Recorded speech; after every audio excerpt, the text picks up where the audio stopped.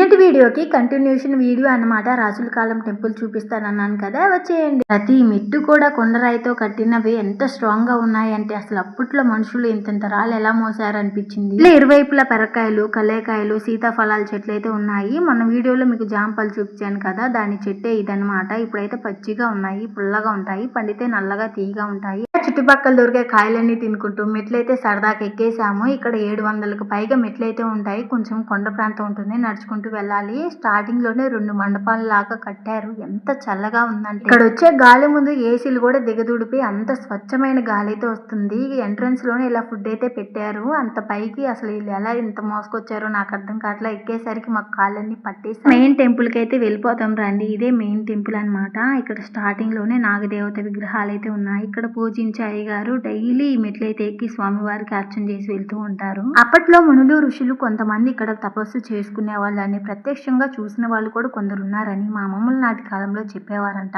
Next వీడియోలో కొన్ని కోటలు, పాత టెంపుల్స్, కోనేరు అయితే చూపిస్తాను. ప్లీజ్ సబ్స్క్రైబ్ చేయండి.